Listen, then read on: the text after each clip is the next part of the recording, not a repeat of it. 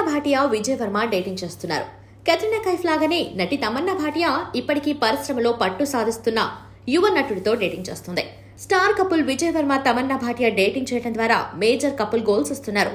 Cinema ఇండస్ట్రీలో జరిగే ఈవెంట్లలో చేతులు పట్టుకుని ముద్దుగా కనిపిస్తారు.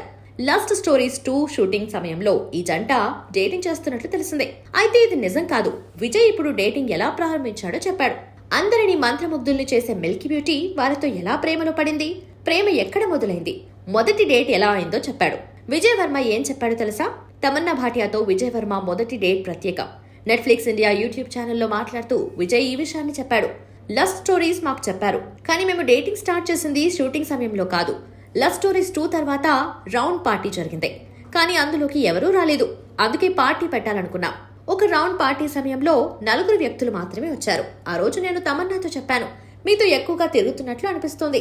మా ఫస్ట్ డేటింగ్ కి 20 నుండి 25 రోజులు పట్టిందని చెప్పాడు. తమ్లో ఫిల్మ్ కంపానియన్ కి ఇచ్చిన ఇంటర్వ్యూలో తమన్నా విజయ్ వర్మతో తన రిలేషన్ గురించి మాట్లాడింది.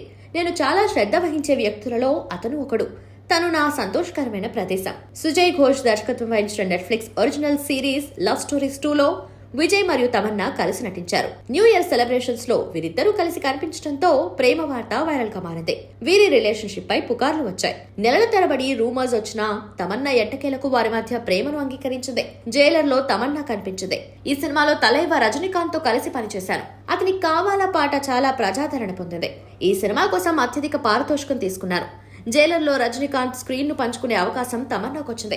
ఈ సినిమా కోసం 3 కోట్లు తీసుకున్నారు. తమన్నా బ్రాండ్ వాల్యూ మాత్రం తగ్గటం లేదు. ఇప్పటికీ ఇండస్ట్రీకి వచ్చి 2 దశాబ్దాలు గడిచినా ఇప్పటికీ ఐటమ్ సాంగ్ చేసినా, హీరోయిన్ గా నటించినా, వెబ్ సిరీస్ చేసినా ఈ మిల్కీ బ్యూటీ క్రేజ్ మాత్రం రెట్టింపు అవుతుంది. పాపులారిటీ పీక్స్ కి వెళ్తోంది.